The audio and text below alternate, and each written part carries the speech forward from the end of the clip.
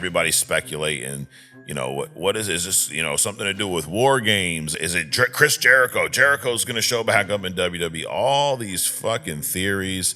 Is there a new faction? Is this Brock coming back to, he's going to take over the Vision? Dude, I've seen like every theory possible. Then the full trailer was put out, and it's a WrestleMania trailer. There's a lot of people saying that Randy Orton should have been in this. Why was he left out? I love Randy Orton, but is he a bigger name right now than Brock Lesnar, Roman Reigns, CM Punk, Cody Rhodes? Not right now. I don't think so. I think he's probably the next close. I mean, he'd been number 5. Jay-Z said, no rapper can do a versus with him because no one is on his level. He says, there's not a chance anyone can stand on that stage with me. I agree with Jay-Z.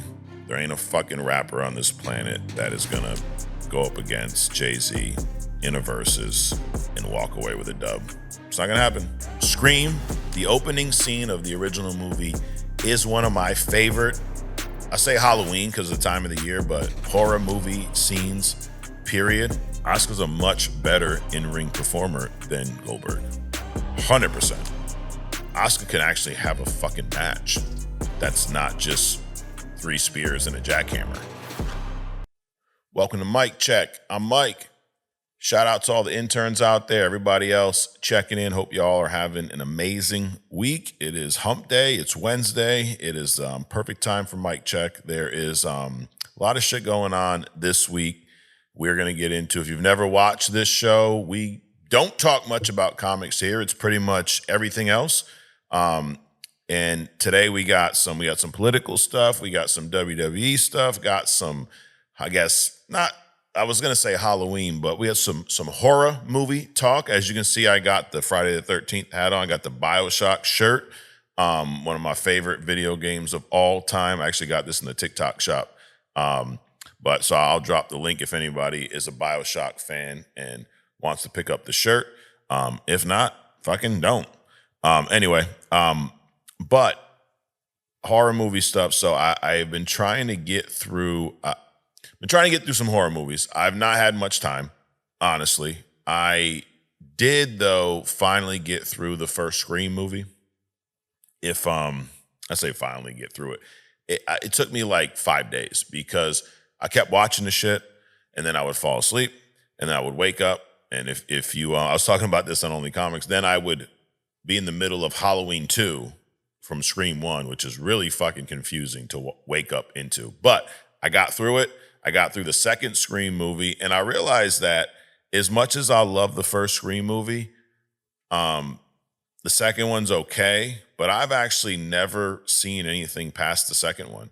So I did start watching the third last night, and my goal is to, since I've done a shitty job of watching Halloween movies this year, my one goal is to get through all of the Scream movies before Halloween, which is in like 2 days. So I got some work to do tonight, tomorrow.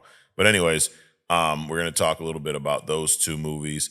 But I know y'all have probably heard about this whole White House demo, this whole Ballroom, this, Trump's East Wing demo. And y'all know I like to make fun of anyone, really, but Donald Trump's an easy target. He does say a lot of dumb shit. There's a lot of shit he says that I'm not a fan of. But I could say the same about, anyone on the other side. I mean, I thought Biden was a joke. So I am not going to preach to you politics because I think it's all bullshit, honestly. I stand like right in the middle, and I think politics is just a distraction, U.S. politics, for what's going on in the world, the global politics. But that's besides the point. I keep hearing about this Ballroom, and people are fucking pissed, or they're upset. How's he demoing the White House? And I don't know. I try to look at this objectively. I try to take a step back and forget about all the shit I don't like that he's doing, and really ask, do I give a fuck about a demo at the White House? No, not at all. I don't know. And I wonder, is it people that are just caught up in politics that get so upset about an individual's actions regardless of what they do? I really try, unless it's something that I'm going to talk about on a podcast. I really try to just focus on shit that I have control over, focus on things that impact me. It's kind of a rule I live by. It makes my life a lot easier. So when it comes to this, first of all, I can't control it because it ain't my fucking house. And second of all, does it impact me?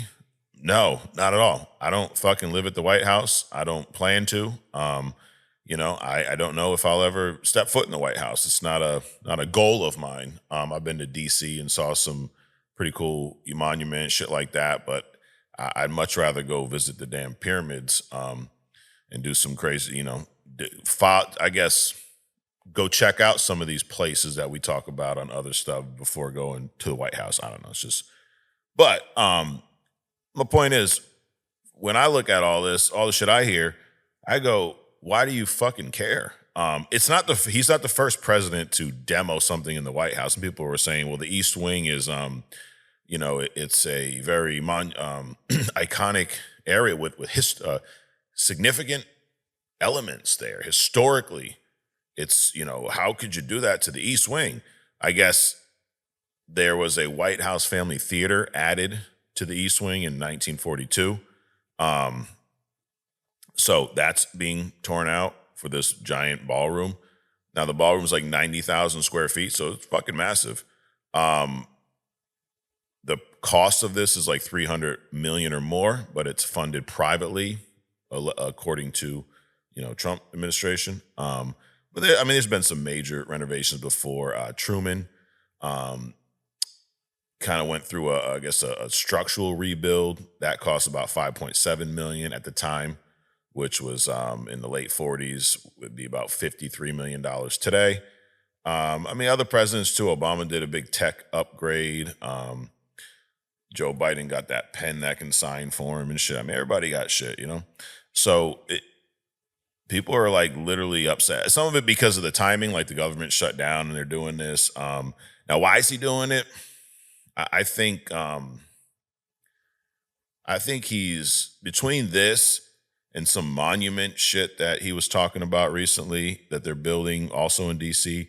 I feel like it's one of those legacy type things. It's like he seems like the type of person that wants to be remembered for, at least in his eyes, shit he did. And I think this is just one more of those, hey, let me, cement my legacy, if you will. But anyway, honestly, I thinking about this, I don't really give a shit, dude. It ain't my fucking house. It ain't my money. Who cares? I think people care way too much about shit that does not impact them. And hey, if you feel, let me know. If this impacts you dramatically, fuck, dude, it's just going to ruin my life if they build a ballroom and tear down the family theater that I'll probably never been able to watch a movie in anyway. So I don't think it's a big deal. All right, let's get into some wrestling shit. I don't know if you guys saw the there was a trailer that was released today, but it was it was today, yesterday. I can't fucking keep up. But there were Monday a handful of like teasers being put out of like people's boots and shit, their shoes, and everybody's speculating. What is it? Is this something to do with War Games? Is it is it Chris Jericho? Jericho's going to show back up in WWE. All these fucking theories. Is there a new faction? Is this Brock coming back to? He's going to take over the Vision, dude. I've seen like every theory possible in the just the short time that the first few teasers were put out, but then the full trailer was put out again, I think it was today, and it's a WrestleMania 22 trailer. It's a poker theme, Vegas. Triple H is narrating these things. He narrates fucking everything nowadays for WWE. That's something too that a lot of people feel some type of way about. Like, why is he in there if he's not a wrestler? He's the guy behind the camera. He's not an on-screen presence. But I don't know that it compares to Vince, because people were saying that Vince never did this, or when he did, he was an on-screen character type shit. But I also think it's a little different because Triple H, we tend to discredit or forget about his career as a whole. And however you feel about his dynamic with Vince and, he married Stephanie, that's why dude, the dude has a legendary career. Talking about a legacy. The Triple H has a legacy. He definitely does. I don't get down with the Triple H hate. I don't think he's the biggest guy ever. Rock, he didn't reach the heights of The Rock and Stone Cold, John Cena, even Reigns, Brock, but he was consistent. He even went through a lot of shit before he got his initial push that he pushed through, no pun intended. But anyway, so he narrates this thing. I think he does a good job. He's got a good voice for it. You got Heyman in the background. I don't think you see him at first. I think you see Triple H walking. You hear him talking about the greats and he talks about Vegas and how everybody has a tell, basically a signal, for a sign where somebody could call your bluff. It's all a poker type analogy. And he says the great ones, they know how to use it. Basically, they know how to hide it. They know how to it's not involuntary. They know how to use their signal to get you to think that they're bluffing when they're not really bluffing. And y'all play poker, you know what the fuck I'm talking about if you're good. If you're not, you're like, I don't even know what the fuck you said. But anyway, he makes it seem like he's talking about some greats that got some shit figured out, how to manipulate the game, which maybe that's why he's in there, the game. And then it goes through showing each of these individuals sitting down at the table. You got Cody, you got Reigns, you got CM Punk, you got Brock Lesnar. First time Brock's been in any type of promo for a long time. He did come back, for the Cena feud, but this is the first time first time we've seen him in a WrestleMania package in years. So they definitely ended the rumor about War Games, new faction, any of that stuff. We understand that it's just this WWE WrestleMania 42 Vegas trailer. But is there more to it? What are they trying to tell us here? Who out of this group is going to be main eventing WrestleMania, if any of them? Why is Heyman there? Heyman's in the background, but he's not affiliated. Or I should say, why is he there now? He's got history with all these people, Brock Lesnar, CM Punk, Reigns. He's got history with Cody because of the feud with Reigns. The whole bloodline versus Cody. Heyman was there the whole time. So it's not crazy that Heyman's there. Is this any indication of the WrestleMania main events? Or is this just strictly a promo with star power for WrestleMania? There's a lot of people saying that Randy Orton should have been in this. Why was he left out? And I could see that. I could see, is he, but I can and I can't. Is Randy right now a bigger name than any of those four that were sitting at that table? I love Randy Orton. I love his character. He's a phenomenal wrestler. He's very entertaining. He's been around for a long time. He's talking about a legacy. Dude's got a legacy. He's one of the smoothest in-ring performers I've ever seen in my life. But is he a bigger name right now than Brock Lesnar? No, I don't. I'm a Brock Glazer, so I'm probably the wrong one to ask, even though I asked myself. Is he a bigger name? Is Randy Orton a bigger name than Roman Reigns right now? I don't think so. Bigger than CM Punk? As much as I hate to admit it because I'm not a Punk guy, I don't think so. Bigger than Cody Rhodes? Not right now. I don't think so. I think he's probably the next close. I mean, he'd been number 5. So I guess what I'm saying is there's nobody I would have left out to put Randy in. But if we went down one more spot, I think Randy is the next choice. You could argue Seth Rollins, he's hurt, so you're probably not going to have him in. But I think Randy, then Seth, and of the current guys, I don't even know. I'm probably missing somebody who would stand out right now. But I mean, then you're getting down to the Kevin Owens, the Gunthers, people like that who are, Owens phenomenal. I don't think he's ever really hit the heights of these guys. And Gunther, I just think he's so new, so fresh. Drew, kind of same thing. I don't think he's ever hit the heights of these. But so I say all that to say I think it was a good promo. I think it made sense to have these guys in it. I thought it was cool to see Brock back in a WWE trailer. I thought that was cool. Do I think there's any indication of the main events with the 4 in this trailer? Possibly. I don't think you're going to have Brock Lesnar come back after all that shit and not put him in a prominent match. Now, I say main events, but there's technically 4 spots for the big WrestleMania matches, right? You got the openers for both days, and you got the main events, the last match for those 2 days as well. So 4 of these guys could all 4 of these guys could be in their own matches, not with anyone else in this trailer, or they could be going against each other. Now, what would I want to see? Let's start with Cody. Do I want to see Cody versus Roman Reigns again at WrestleMania? I wouldn't mind it. They've had 2 amazing matches at WrestleMania, 2 really good moments, 39 and 40. I fortunately was able to go to WrestleMania 40. I saw that moment live. As much as was not a Cody Rhodes fan, I definitely think it was an amazing moment, and I did.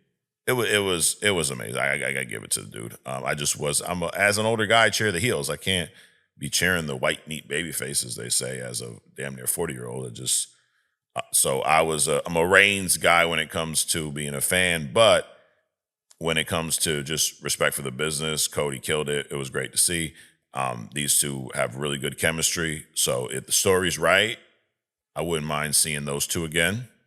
Cody and Brock, they had great matches. They were very entertaining, very bloody. Or at least one of them was. The Puerto Rico match was phenomenal. Do I want to see these 2 go at it at WrestleMania this year or next year? No, I don't. And then CM Punk and Cody, I honestly don't. There aren't many Punk matches that I really care about. That's not one I care about. I know a lot of people do. I know they teased it Monday night where they said something like, I don't remember exactly what he said, but I think Cody said something like, we can't avoid each other forever or some shit like that. And then Punk said, I know. So there's a little tease there. So that's Cody. Reigns against Cody, I said yes. Reigns against Brock again at WrestleMania, no. I don't want to see that match again, just because we've seen it enough. I did enjoy most of their matches. I think their best match, though, was their first match when Seth cashed in. I think that match was their most entertaining match. That was at a point where Reigns he wasn't the main event guy yet. That was his first WrestleMania main event, I believe. Brock was at his height right there. Brock's always kind of at his peak, but that was coming off of beating The Undertaker, breaking the streak, destroying John Cena, having a phenomenal triple threat match between Cena and Seth Rollins at Royal Rumble, and then going against Reigns for the first time, Reigns being that chosen one, that, homegrown babyface. Some people felt forced. I thought it made sense. I thought we saw him kind of mature on screen. I just think he's a better heel in general. And we saw a really entertaining match between the 2 of them. And then on top of that, you got Seth Rollins, the heist of the century, cashing in one of the most, no, not one of, the best Money in the Bank cash-in period was Seth Rollins, WrestleMania. And the second best Money in the Bank cash-in period was Seth Rollins, SummerSlam, on CM Punk, the fake injury, the crutches, drops him, Punk's reaction, perfect. So, no, I don't want to see Reigns and Brock again. Do I want to see Reigns and Punk? Of all of these 3, that's probably the match I want to see the most from Punk. I don't really care to see Punk versus Brock. So I don't really care to see Punk versus Cody. But Punk versus Reigns, I think that would be cool. And then, I mean, Brock, like I said, there's really none of these three that I would really care to see Brock go against at WrestleMania. I think Brock going against, I wouldn't mind another Drew McIntyre, give a proper match there. Problem is, Drew's one of the better heels right now, and Brock's working as a heel. Brock versus Punk is probably, of the three options, would be the one I'd want to see the most. So anyway, it is cool to know that Brock will be back at Mania. Last time he performed at a WrestleMania was 2023 against Omos, big old Omos. It was kind of a throwaway match. Wasn't bad, but it was just an odd feud. It was an odd time for Brock in WrestleMania, in WWE in general. So of these four, do I think they'll have a match with anyone else in this trailer? I don't think so. I feel like the WWE's not going to, they weren't trying to spoil their match here. They were just trying to build some interest for WrestleMania, which I think they did. Anyways, speaking of Brock, there was a rumor a few years ago about Brock not wanting to work with Jinder Mahal. We all remember when Jinder Mahal won the title. This was when WWE was doing champ versus champ at Survivor Series. Brock was the champ. Jinder was the champ. One from each show. Jinder won, I think he won the belt from Randy. A lot of people feel different ways about his title run. I didn't mind it. I thought it was okay. Modern day Maharaja. I thought it was all right. It was a little odd that, it took me by surprise when Jinder Mahal won the belt, but I didn't hate it. I also think that it was a good time for him to give the belt up when he did lose when he dropped the belt to AJ in London, I believe, is where that was. And we got that match, one of my favorite Lesnar. I'm a big Lesnar and AJ guy. That's one of my favorite matches to watch. Brock Lesnar, AJ Styles, Survivor Series. Very entertaining match. Great chemistry, two amazing workers. But the rumor was that Brock didn't want to work with Jinder, so that's why Jinder dropped the belt to AJ for Survivor Series. So Jinder Mahal came out recently and kind of cleared this up. He said that you guys can fact check me on this. If you go back and look at when I dropped that title, there was no mention that Brock refused to work with Jinder. It came out years later, okay? And then he said this part. I think it was Dave Meltzer. Okay, so we know if it was Dave, it was bullshit. Well, that's probably not fair to Dave. If it's Dave Meltzer, there's a 78.9% chance it was bullshit. He said Brock refused to work with Jinder. So, of course, a lot of other dirt sheets picked that up. But that's their opinion. They don't say, in my opinion, this is Jinder's words. They just state it like it's a fact, and people run with it as a fact. Yeah, 100%. And at that time, no, I didn't honestly swear on anything. Nobody told me Brock doesn't want to work with you, etc. And then he goes on to say that Brock shows me nothing but respect, even to the very end of time that I was in WWE. If Brock sees me in the locker room, he shows me the utmost respect, always handshake, hug, and I don't see him that way with everybody. I promise you guys, like me and Brock have a certain respect for each other. And what he said was, what I think happened, and I agree with it, wasn't like a refusal to work. It was like, hey, this would be a better match, me and AJ. I'm a heel, he's a babyface, which I completely agree. It was the right call. That's what Jinder says. It was a way better match, but somehow it got spun into Brock refused to work with Jinder, which is my opinion. It's not the case. And he said, y'all can fact check me. So I buy this. My take is I don't think that Brock said, I don't want to work with Jinder. I do believe that Brock is a businessman. Brock, as much as people like to paint this picture of he don't care for wrestling, he just uses it. I don't think that's true at all.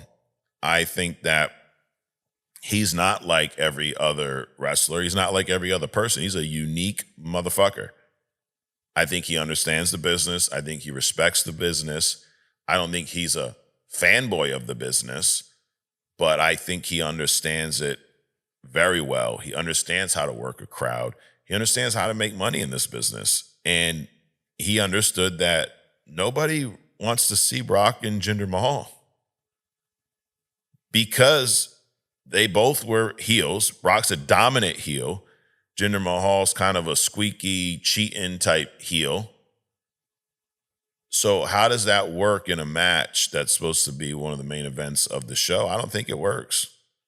And AJ, everybody loves AJ. So you put the belt on AJ. Now you got one of the biggest baby faces on your roster against motherfucking Brock Lesnar. And what did they deliver? A phenomenal match. So but I think people they like to twist things. Obviously, everything has to be a negative. It's kind of like back to the whole Trump thing. Everything they say has to be wrong. No. How about we just take things for what they are?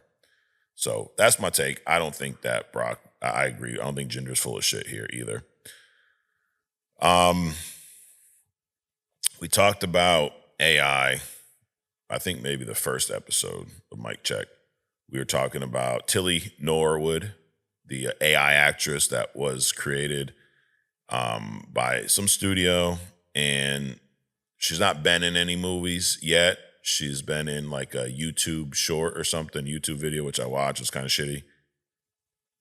But recently, with the whole writer's strike and everything, there were some, I guess, provisions put into place with their union that may place some rules around AI use, to say the least. And I'm not going to go through all that again here. That was in the first episode if you really want to check all that out. The reason I bring this up, Mr. Wonderful from Shark Tank, Kevin O'Leary, he's ruffling some feathers right now. He's upsetting some people because of a statement he made about AI in movies. Now, I do not watch Shark Tank. I did have the pleasure of meeting Kevin O'Leary a few years ago. He spoke at a conference that for a company I work for, and I got to meet him backstage. Phenomenal guy, really nice guy. So I don't know. I don't know him personally. I met him once, talked to him for a little bit. Great guy. I've never watched the show. Shark Tank's not my thing. So I do not know much about him outside of my one interaction with him. I know he's a business guy. I know he knows how to make money. I know that. I just found out that he is going to be in a movie, A24's Marty Supreme. And during a recent interview on World of Travel, the podcast, whatever that is, he brought up allegedly having 150 extras in a number of scenes throughout the film. So this is what he said. Now, those people have to stay awake for 18 hours, be completely dressed in the background. He claims it takes millions of dollars to employ these extras. He went on to make a crazy suggestion. He said, why couldn't you simply put AI agents in their place? They're not main actors. They're only there. They're only in the story visually. You could save millions of dollars so more movies could be made. The same director, instead of spending $90 million or whatever he spent, he could spend $35 million and make 2 movies, he said. I don't agree with this take. I don't think that you should wipe out, even if they're extras, they're still actors. They're still there to play a role. They still get paid. They don't get paid. And also, I don't know where he's getting this math from. I've never worked on a movie set. I've talked to people that have. I never have personally. I do know that the extras don't get paid what the main actors get paid, to say the least. So I don't think by cutting out extras, you're going to cut millions out of the budget, because you still have to have these extras in there. Meaning, well, we're going to use AI. Okay, in what way? Because if you're using AI as an actor, we talked about this, you still have to pay the I call it the union, the screenwriters, actors guild, all the motherfuckers that went on strike. You still got to pay them. You got to pay them what you would normally pay an actor to have that actor, the AI actor, in the film. Now, if you're saying, can they just use AI to make it seem like there's people? I'm sure there's, just fill it in like there's people back there, but they're not really. I'm sure there's rules against that. Even so, though, you're going to have to pay someone to create these AI scenes. Like, it's not just you open up AI, press a button, and it magically does whatever the fuck you want it to do. You have to prompt this shit. It doesn't always get things right. It takes multiple. You got to know how to write and talk to the AI to get it to produce the result that you want. So my point is, either way, you're going to have to spend the money. And I don't know that would make sense. I know it's not going to save, like he's saying here, if instead of spending 90 million, you could have spent 35 million by just cutting out the extras. I don't know, dude. This one's a little wacky take, bro. Not gonna lie. And then someone commented online, they're like, sure, blame the extras making $15 to $22 an hour, struggling to make a living, and not above the line people making multiple millions. I mean, I hear that, you know, the what the actors are getting, if the money is really an issue, you know, just cut some from the top guys, which we have seen in movies. The Rock just did it with The Smashing Machine. He normally has a $20 million minimum for movies, allegedly. He hasn't told me that personally, is what I've read on the internets. But because this movie that he just did was a lower budget movie, he took a pay cut. I think only got like 4 or 5 million, so that the other actors like Emily Blunt could be paid and they could get the movie done under a certain budget, which is good because the fucking thing flopped. So the quote I read a few minutes ago, a part I left out was Simu Liu, the guy who plays Shang-Chi in the MCU, is the person who responded to a Variety article about this. He's the one that said, sure, blame the extras making 15, 20. So he's even saying, dude, shit, take it out of our, because he ain't the guy making $15, $22 an hour. He's the guy making multiple millions, one of them, close to. So he's going, no, fucking take it out of our shit, not those guys. But yeah, it's a kind of a weird take. Now, am I surprised that the guy from Shark Tank is, you know, pushing to have code replace people essentially? No, but it is kind of an odd take. All right, back to some WWE stuff. Y'all, if you've seen any of my WWE content before, you know how I feel about Bill Goldberg. And if you don't, I'll bring you up to speed real quick. I thought he was entertaining in WCW. I think he's pretty much a hack when it comes to an in-ring wrestler. I'm not as bitter as Bret Hart, but I do fall on the Bret Hart side of a lot of that stuff. I think that he is delusional in how he views his own legacy. You talking about legacy. He's delusional because he looks at himself in the same way as we look at Shawn Michaels, Ric Flair, The Rock, Stone Cold, Undertaker, John Cena. There's levels to this shit, bro. It's top tier. You like down here. You're above a lot of people, but he was upset about the send-off he got in WWE. Bro, you're lucky you got a send-off in WWE. Like, you made a name for yourself in WCW. Your WWE career was not that impressive, dude. You got a callback from, speaking of Brock Lesnar understanding business, Brock he wanted Goldberg to come back after the WWE game. 2K maybe 15 featured Goldberg in there as a character. He pushed for him to come back. When he did, they had the match. Brock's idea was supposed to be a one-off. Brock's idea was have him squash me real quick and let's build the WrestleMania. And they did. And I actually think their WrestleMania match is one of Goldberg's best matches, thanks to Brock Lesnar. So Brock Lesnar made some comments about, Bill Goldberg, not Brock Lesnar. Bill Goldberg made some comments about Asuka. So Asuka, she's been in WWE, I think, since about 2015. She went on an undefeated streak. It was 914-day undefeated streak. I don't remember the exact number of how many matches that was. But Bill Goldberg kind of reflected on this and he said something about, he says, I have nothing against the girl by any means, but the whole WWE experience, I was part of WCW and we were kicking their ass in the Monday Night Wars. I didn't know what was going on at the time. I was just on one of the sides. Now one side dissolves and the other one consumes everything, so they can treat everyone and everything the way they want. Yes, they can. I think there's always going to be the bird in their ass that I was part of a company where I was the champion in a very short period of time. We were beating them in the ratings. Dude, okay. You were part of a company. You got WCW, you got WWE. You're over here. You were kicking their ass for a short period of time, a couple years, right? 83 weeks or 80, whatever Bischoff's podcast is, 83 weeks. It's very impressive, very impressive. And then y'all crashed and burned. And then WWE came in here and picked y'all up, fucking threw the pieces out. It's kind of like outside my house. This is kind of nasty.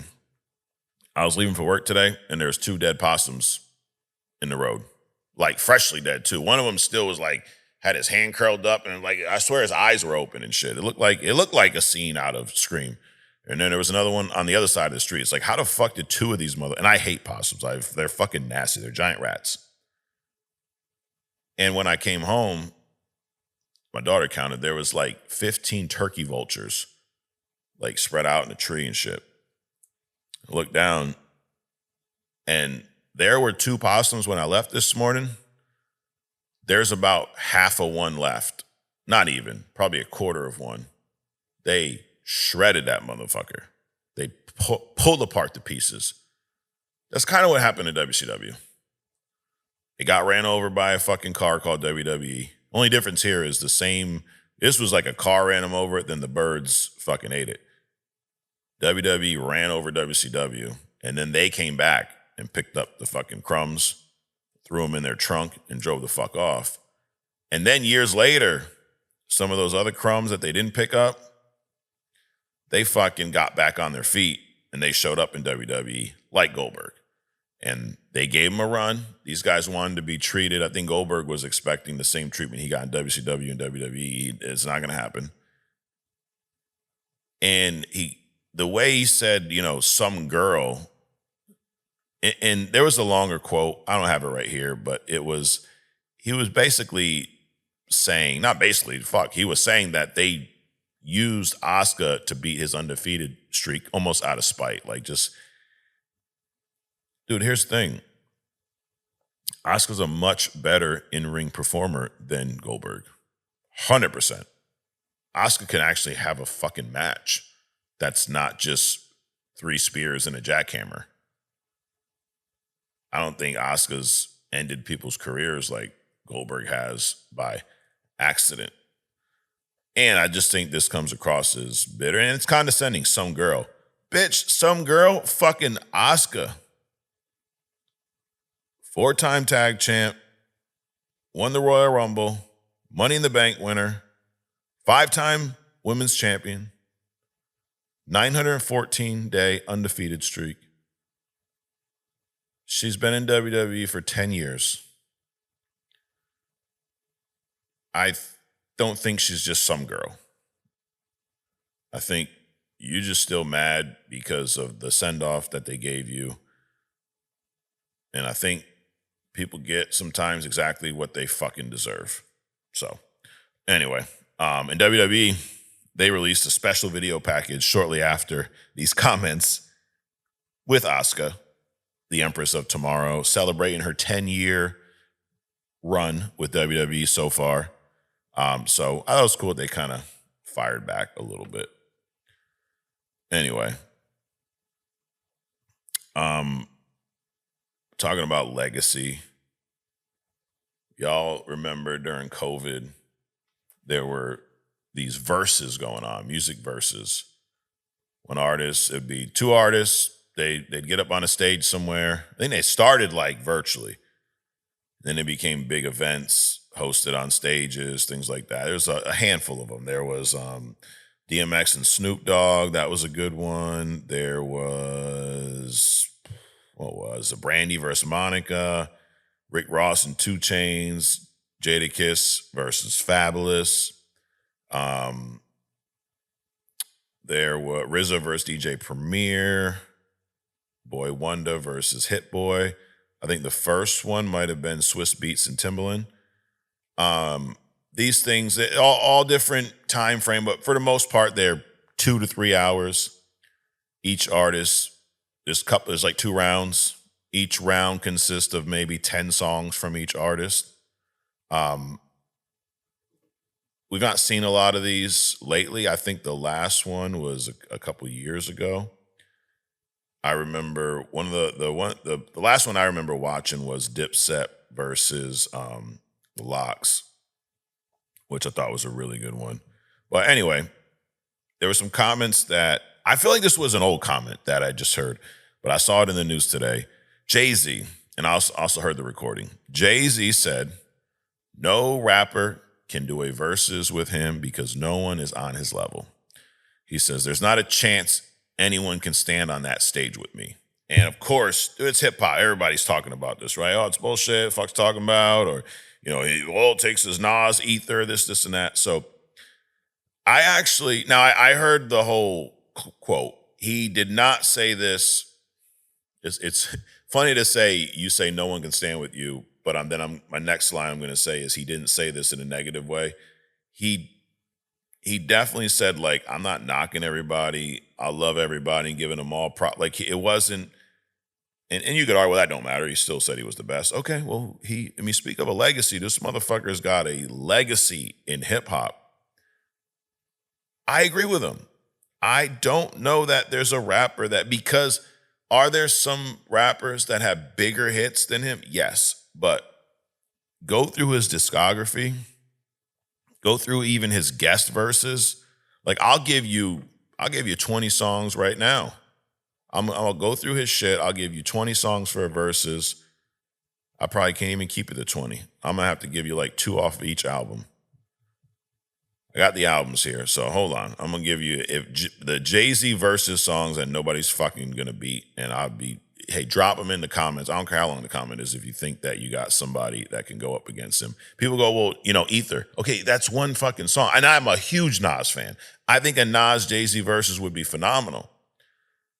But I think Jay-Z's going to have the edge. Like, well, Lil Wayne. Jay-Z's got better albums than Lil Wayne. More. He's got more albums and more better albums, if that makes sense. Does Wayne have some, better verses on? Oh, absolutely. People like Eminem. Dude, Eminem's great. He's got some great albums. He's got great music. It would be entertaining. But I just think Jay-Z there's too much there. It's too big of a catalog of good shit. Jay-Z's worst album's better than a lot of people's whole fucking discography. And really, Jay-Z Glazer, yes, the fuck I am. So, all right, let's go through. I'll try to keep it to 2 songs per each album. Reasonable Doubt. And I'm going to go album by album. You got Dead Presidents 2, All Day. You got, this is going to be hard to keep it to 2 here because you got The Evils, you got Feeling It, 22 Twos, Can I Live? I love Can I Live. I'll say 22 Twos since we're going a battle, we're going verses. 22 Twos, Dead Presidents 2, first album. Boom. In My Lifetime, Volume 1. You have Where I'm From. Where I'm From is one of his in my opinion, one of his best songs. Then I would have to go on this album. God, there's so many here too. City Is Mine with Blackstreet. Rap Game, Crack Game, Friend or Foe, Lucky Me. I'm going to go with number 2 is going to be Who You With. That and Where I'm From. So there you go. 4 there. Volume 2, Hard Knock Life. Hard Knock Life, obviously, that song is going to kill most of the opposing songs in a versus. And then number 2 on this is hard too. I'll go with Can I Get A with Emil and Ja Rule. But I'm like, you got Jigga What, Jigga Who on here. You got Reservoir Dogs. You got Money Ain't a Thing with JD. But no, I'm gonna go with Can I Get A What with Emil, Ja Rule, Jay-Z's verse on that. And a lot of times in the verses, you're only going to get like 1 verse per song because they're trying to get 10 or more in per round. So Volume 3, dude, you got Big Pimpin' has to be on there. And then I'd probably go with Do It Again with Beanie and Emil. So Ghetto, Dope Man, It's Hot, the Snoopy track. I mean, this isn't even one of my favorite Jay-Z albums, and he's got fucking song after song. The Dynasty, Rock La Familia 2000. This came out. It was my freshman year. I remember listening to this every fucking day on my Discman on my long ass ride to school. All right, this one, I Just Want to Love You, Give It to Me. That's definitely going to be on there. And then you have a lot on here too. You got Streets is Talking, Change the Game, Parking Lot Pimpin', 1-900 Hustler. That's, God, there's so many here. Guilty Until Proven Innocent with R. Kelly. I think You, Me, Him, Her. I think I would go with Change the Game and I Just Want to Love You. The Blueprint, my favorite Jay-Z album. You got Take Over. You got Izzo. You got Girls. I think you got to do Izzo. And then I would probably go with You Don't Know. You got Renegade on here with M. You got Heart of the City. I was listening to that today. But I think I would go You Don't Know and Izzo. The Blueprint 2, one of my least favorite Jay-Z albums. Hovey Baby, All Day. And then I would go with, I'll probably take from disc 2, let's see. You got Blueprint 2, You Don't Know remix. I mean, since Versus sometimes is about big hits, I'd probably do 03 Bonnie and Clyde. No, I'm sorry, scratch that. Excuse Me, Miss, Hovey Baby. The Black Album, another phenomenal album when he fake retired for 3 years. Let's see, you got Dirt Off Your Shoulder, All Day, and then, God, there's so many on this album. PSA, I'd have to do PSA, Dirt Off Your Shoulder. I mean, but you can go What More Can I Say, Change Clothes, Threat, Moment of Clarity, 99 Problems, Allure. I love Allure. But for Versus, PSA and Dirt Off Your Shoulder. Kingdom Come. I would do the song Kingdom Come, and then I would do Dig a Hole, like that, Dig a Hole. I mean, Lost Ones. No, I'd probably do Lost Ones and Kingdom Come. American Gangster, I love this album. I would do Rock Boys, and let's see, you got Success with Nas. I'll probably do Blue Magic. I like Blue Magic. The Blueprint 3, you got DOA. All Day. That's going to kill any fucking song. DOA. And then you could do, let's see, So Ambitious with Pharrell.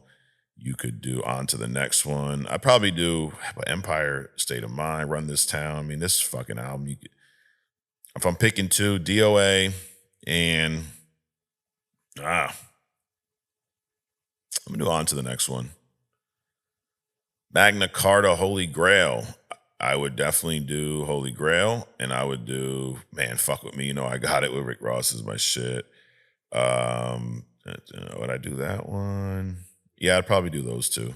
Picasso Baby, Tom Ford. That album wasn't great, but it did have a handful of good songs. 444, Kill Jay-Z, got to do that. And then I would probably go Bam with Damian Marley, and that is his last album. I know he's got the ones with Beyonce. I'm not going to pick any off of that, but I will pick two off of Watch the Throne. You're going to put No Church in the Wild on there, and then you're going to put Paris and Otis too. Now I'd probably do Otis, Paris, and then you got his guest features. I'll just give you fucking five. I'll try to keep it to 5 of his guest verses. You got his verse on Diamonds, the remix, Kanye song. You got his verse on Never Let Me Down. I'll probably scratch that. I'll probably just do the Diamonds one for verses. You got his verse on Pound Cake with Drake. You have his verse on So Appalled with Kanye West. If you're going to get poppy, you got some of his Beyonce verses. Crazy in Love is a good one. You got his Numb Encore Linkin Park song. You could throw that on there. You got his Suit and Tie verse with on Justin's album. I mean, there's so fucking many, dude. Holy shit. DMX's Blackout, Ja Rule, It's Murder. You could do Nas's Black Republic. I mean, I'm getting probably into deeper album cuts. Frontin' with Pharrell. There's so many. There's way too many. So that's my take. And then you got his song, his Pusha T, I like Drug Dealers Anonymous, but also Neck and Wrist that came out a few years ago. The point is, I agree with Jay-Z. There ain't a fucking rapper on this planet that is going to go up against Jay-Z in a Verzuz and walk away with a dub. It's not going to happen. But if it's someone you think so, let me know. Drop it in a comment. Or drop me a comment. Let's drop it in the comments. Speaking of legacy, the man, MJ, is back. He's not playing, but he's back on TV. He's back for NBC. He is, I don't think he's commentating. I think he's just doing some segments, talking about, I don't know if he's talking about games yet, but what I do know is there was an interview that I was watching with him, and he recently, it was from this past week, yesterday maybe, he was talking about load management. They were asking about load management. And if you don't know what load management means, it's probably not what you think it is. It's about basketball players not playing too much so that they can, I guess, save their energies for, further games or other dates. They asked Jordan about this, and Jordan said, well, it shouldn't be needed, first and foremost. I never wanted to miss a game because it was an opportunity to prove. It was something that I felt like fans are there to watch me play. I want to impress that guy who was on the top, who probably worked his butt off to get a ticket or to go get money and buy the ticket. You have a duty that if you are wanting to see, you have a duty that they are wanting to see you as an entertainer. I want to show, he says. If the guys are coming to watch me play, I don't want to miss that opportunity. Now, physically, if I can't do it, then I can't. But physically, if I can, and I just don't feel like doing it, that's a different lens. As you can imagine, these comments didn't go over well with everybody. It is a different era now where load management it's very common. I think one of the early, or at least the biggest, most visible offenders of this was Kawhi Leonard. Or at least the one that got talked about the most. He ain't the only one, but he, was a big time, still is, big time player. And he was one of the first to at least have it be known that this was like part of his, even in his contract. I think it's even a contract thing now. LeBron, Anthony Davis, there's so many names that you can name that they kind of operate under this new way, this new idea of load management. Now, Jordan, this was not something that was done in his day, but he, speaking out against it, he even said that his rule, because they asked him, like, you mean even like away games? And he said, yeah, because I know the dude's probably yelling at me. I want him to shut up. I know he's calling me all kinds of names. I want to shut him up. You have a duty. They're wanting to see you as an entertainer. I want to show, right? So, I mean, and I've heard this before from Jordan on, I think even in The Last Dance he talked about it, or I read, this is not the first time I've seen this take from him, not specifically about the load management question, but just hey, I felt like I owed it to everybody that bought a ticket that came to see me.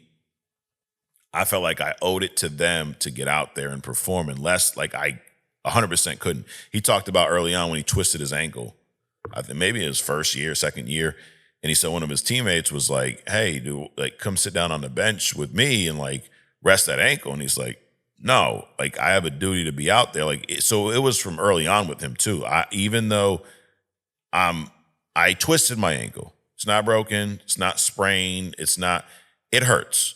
Should I sit out? A lot of people would. I'm not gonna, because I owe it to the people that showed up, bought a ticket. So, to me, why Michael Jordan is one of my favorite athletes, period, in any sport. I love his mentality. Saying it to someone today who was watching the video, I love his mentality. I love his confidence, that whole I'm always gonna win attitude.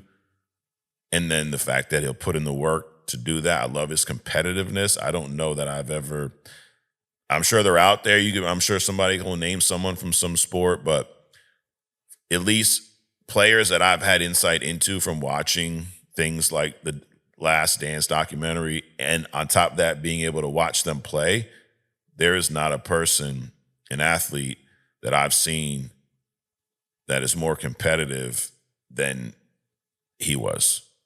I've never seen it. And I respect that wholeheartedly. So this take about, and then they brought up his, flu game, which we found out there was a food poisoning case. He talked about that in the last time. They ordered a pizza or something, and he was the only one that ate it. He got sick. That was June 11th of 97. It was game 5 of the series, and he was bedridden up until about 90 minutes before the game. He didn't even go to his warm-up. It's called the flu game. In that game, well, I know y'all know the results, but before I go through the numbers, that game was, if they won that game, then they were 1 win away from the NBA title. This is what he said in the interview. I was going to find a way to get out there, even if I was a decoy. And once I got out there, you never know. Pushing yourself, you never know what happens, right? Next thing you know, the emotions, the situation, the need of the team, all those things catapulted me to, I'm going to gut this thing out. Well, he did. Game 5, scored 38 points, 7 rebounds, 5 assists. They win the game, and then they go on to close it out in game 6, I believe, that year with the final shot. He also said that he goes, I like this. It's kind of like, why the fuck do you need load management if you have all this other time? He says, you play basketball 2.5, 3 hours a day. That's your job. That's what you get paid to do as an NBA player.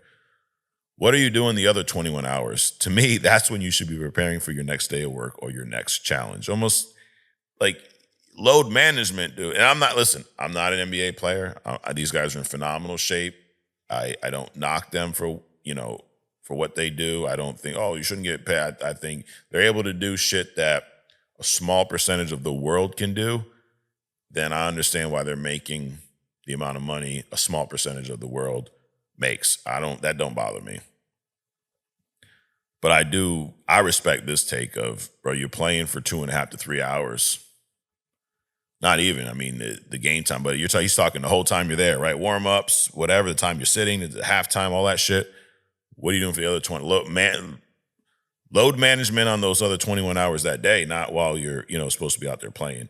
So I'm sure a lot of the current players, not all of them love this take that he had. I know a lot of people online are kind of mixed on it, but I'm on Team Jordan here. So, all right, we're gonna save I Respond for the last segment. Right now, we're gonna talk about Scream, the Scream movie series, which I've only seen 2 of these. I've learned this past week. I'm gonna start with the first scene of Scream. So the Scream, the opening scene of the original movie, is one of my favorite. I say Halloween because of the time of the year, but horror movie scenes, period. Also, horror movies go hand in hand with Halloween, so we can call it Halloween theme. That opening scene, for a lot of reasons. Number one, Drew Barrymore was casted in this movie. She's in this opening scene. If y'all remember the marketing for this movie, they marketed this movie like Drew Barrymore was the star of the movie. She was a pretty big name in Hollywood at the time. So she's in every marketing piece for this movie. The opening scene starts with the phone call. And this is just such a well-directed scene. There's no score. At first it starts with a kind of friendly phone call. The caller's almost flirty in a way. It starts off wrong number. She hangs up, calls him back. At first it's very playful. And then you get some popcorn going on in the background. He starts asking her, what's she doing? He's getting ready to watch a movie. Then that line, do you like scary movies? And then she says, yeah. And then he says, what's your favorite scary movie?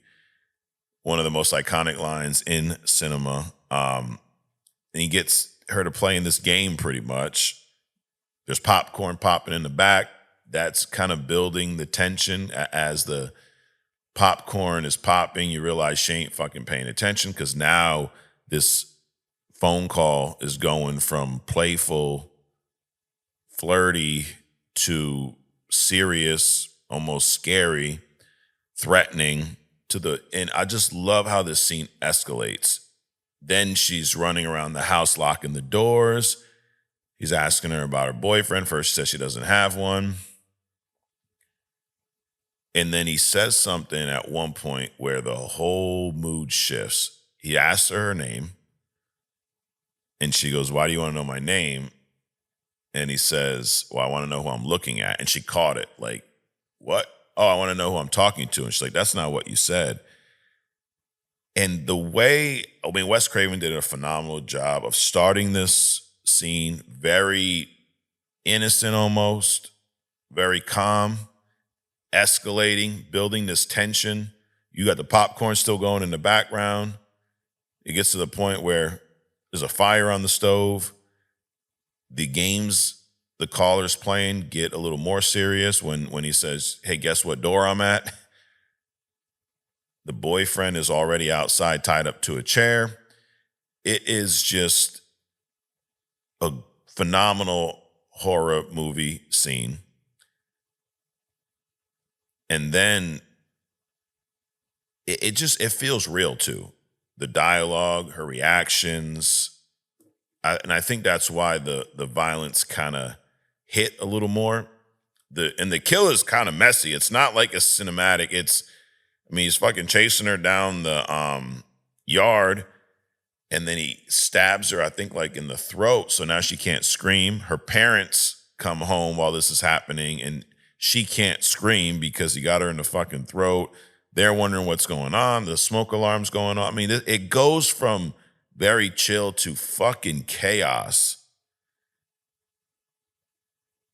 And you have that last image of her hanging from the tree, still holding on to that phone.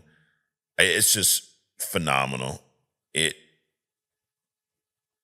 I also like how, even though this is a scary movie, even though there's all this tension building, you do get a sense of the killer almost knows he's in a horror movie in a way. Or not, I shouldn't even say that. The killer knows the rules of a horror movie, kind of lays out the fact that this is going to be a pretty meta film, self-aware film, something that hasn't really been done in horror up until this point.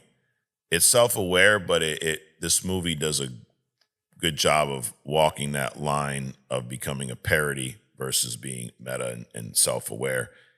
And then just the fact that Drew Barrymore was marketed as the star of this movie, and she don't make it past the first 10 minutes. Dude, this scene sets the tone for the entire series of nobody's safe. If Drew Barrymore, arguably the biggest name attached to this movie, you have Neve Campbell, who I think Drew Barrymore is probably bigger than at that point. You had Courtney Cox, who, they're close. You got Arquette. Yeah, but I think, big name. Who knows who's big, whatever. But the fact that she didn't make it 10 minutes and she was promoted as the main girl, the final girl thing, and the final girl got killed off in the first 10 minutes. So that scene to me is so iconic. And it's also why it's hard to top that first Scream movie. So the movie in general, forget about this scene, moving on. I like the suspense. I'm a big fan of movies where there's a, mystery that it is hard to pin down. I think a lot of people, though, we thought it was Billy, and then they would do shit to where you realize, oh shit, it couldn't have been him. He was here. I don't know that the idea of two killers even crossed my mind when I first saw this movie. And then obviously that is, the explanation at the end. But I love the way this movie walks that line of being a parody versus being an actual horror movie that's just self-aware throughout. The second one, not so much. I I think the second one actually has probably mixed reviews. Matter of fact, we're gonna do what the fuck Rotten Tomato. Possibly, we'll see what the scores are. But I watched the second one again this week. I've seen the first one probably a dozen times. That's a movie I watch almost every fucking Halloween. The second one I've not seen in years, and now I remember why. Actually, before I do that, I'm gonna bring up the scores. We got our friends Rotten Tomatoes here. Well, they're not here, but we got them pulled up. Scream 2, the tomato meter for this movie is 83%. So 83% of the reviews that were sourced for this movie, there's 132 reviews, 83% of them were positive. The audience score, the popcorn meter, this is based off of over 250,000 ratings. Now, when this movie came out, I don't think you had to show proof of a ticket to review this movie on Rotten Tomatoes, but this is a score. It's what we have to go with. 59%. Critics versus audience, who would I go with? 83%, 59%.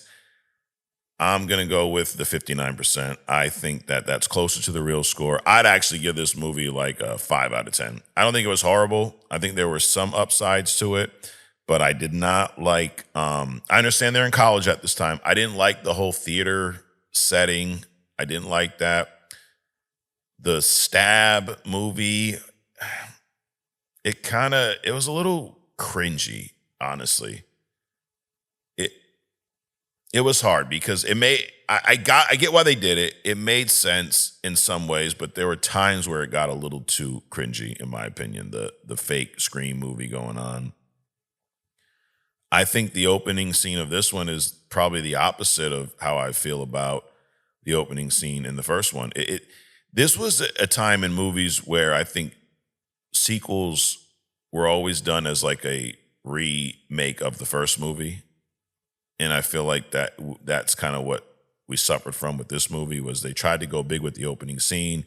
You got Jada Pinkett Smith, you got Mekhi Phifer. And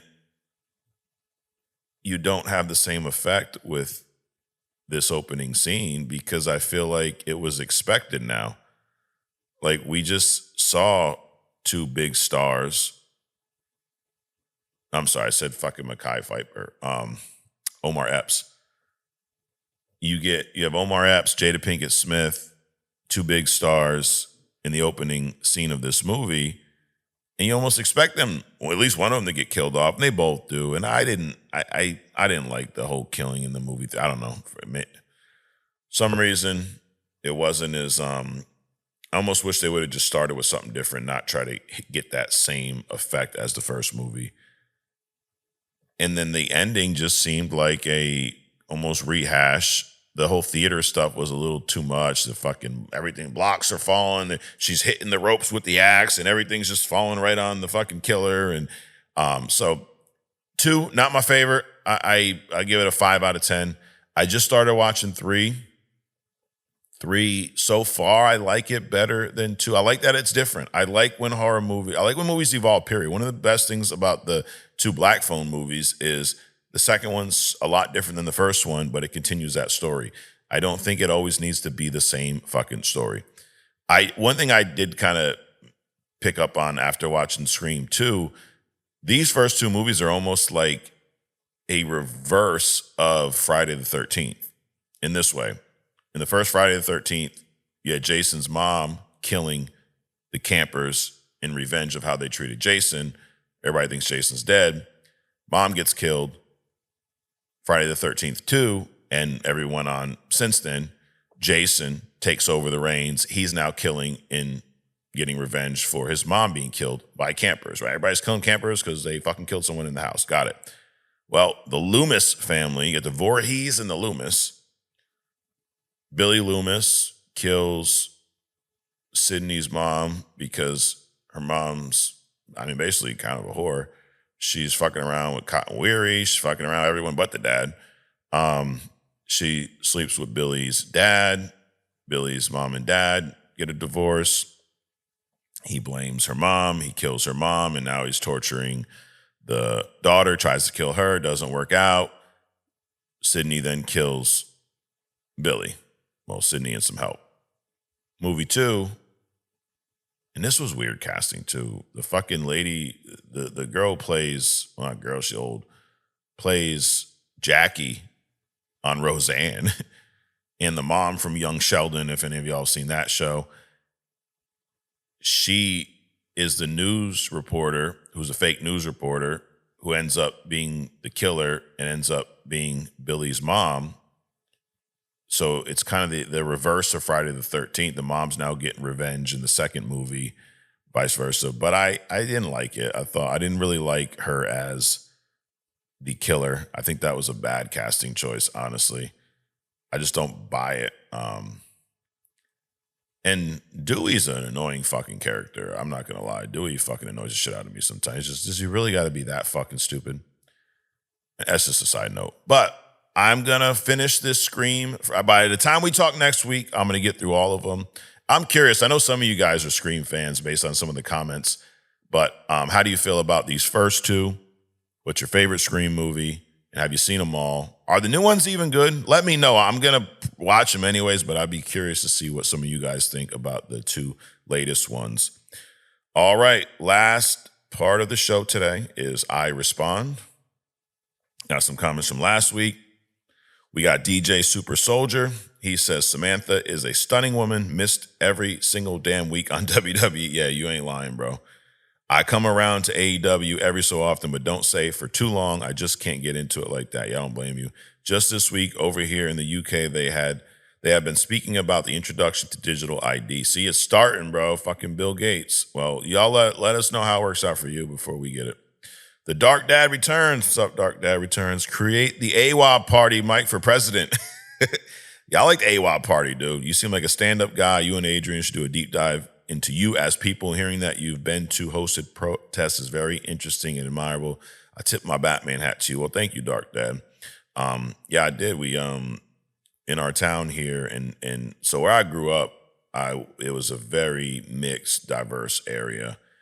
The schools I went to, because of the city I grew up in, and the areas I lived were not the best areas, and it was a lot of lower income kids. And what happens in that normally is you get a lot of people that don't look like me. So I grew up in an area where being white made you the minority. In an area I live in now, which it's a long story how I'm even here, is the complete fucking opposite. It's a goddamn farm town.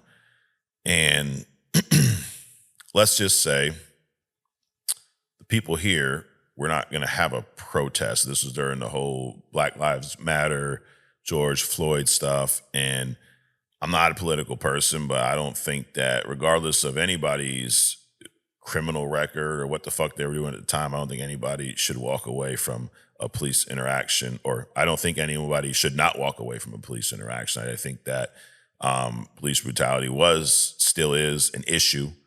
And I don't think all police are evil or bad. My dad was a police officer for years, and my uncle, but I did, between me and my wife, we put together a protest here in town that we had a couple hundred people show up. You know, we spoke and had a few guest speakers from other protests. It was a really, really cool moment. The town was not a big fan of it. A lot of people were pissed. There's people riding their Harleys, like it was a fire station right across the street, and they're fucking, as people are talking, they're just sitting there revving up their Harleys. It was this girl talking. I felt so bad. But, you know, we pushed on. We fucking talked louder. We ignored them, and we just did our thing. So, and then I spoke at a couple other protests, and, you know, it was cool. I had my kids there. It was, you know, something that was important to us. So, yeah, it was, you know, very cool to be able to do that. So anyway, OG Dirte, it was me yes, it was you that requested the Bill Gates idea. I figured that out later on in the podcast. Broman Williams, what's up, Mike? Your boy is back. I missed the live last week because I was at a dealership getting a second car, but best believe I'll be on the live tomorrow, broski. Well, Broman, you weren't fucking there, dude. You weren't. Now, I will tell you that in my defense, or in your defense, the live was a little bit later last week because of trunk or treat. So, it'll probably be later again this week because it's Halloween. So you fucking come back this week, bro. Also, I do fucks with LA Knight. I wish I got to bring my sound effect thing home when I do these, because you would get a buzzer for that one. But I don't get the glaze everybody's doing over him. Give that ninja a mid-card title at best, not the World Heavyweight title. Yeah, you give him the IC belt, it's okay. Oh, and my favorite Star Wars is Return of the Jedi. Really? Okay. Mike check 1 2. Hello, Captain Canada says. Haven't seen any Black Phones, but do want to watch it. Haven't seen any horror movies this month yet. Damn, my brain just goes to PS5 and not a movie. I tried to join last week live, but it was too short and ended. Yeah, dude, I saw you as we were getting off that week, but you were on this past week. I had ChatGPT categorize my takes and beliefs politically to see where I am. I'm a libertarian conservative. This is John Bonvon's comment, by the way. Pretty neat to me, LOL. Dude, I'll have to do that and see what the fuck it says about me. Kamikaze Cobra says, I got to disagree. AEW is on a run, and I'm loving these stories and the banter more than WWE. I'm your tribal chief, boring shtick. Oh, come on. The only reason he was held on R-Truth's comedy and Jacob Fatu, they both shelved. Now Darby, Water Tank, Fish Tank was ridiculous. It would have been more valid if they were in a pool, not a fish tank. With that being said, they've been supplying better stories and a choice of venues bring back these. I don't know. And OG says, I agree. AEW is entertaining. I can watch about any wrestling. I can't. And then OG says, I'm going to try to catch the live this Friday. Women, work, sports, and gaming has me tied up sometimes. Bro, I get it, dude. I get it. So those are the comments. I appreciate y'all dropping those. We'll be responding again next week, and appreciate you guys hopping on this week, checking out. We talked a lot about legacy with all of these. It really just comes down. It kind of ties into all of these different topics outside of the Scream stuff about people wanting to, I guess, basically control their legacy. Some of these guys. Jordan has a legacy. He's back, which is cool.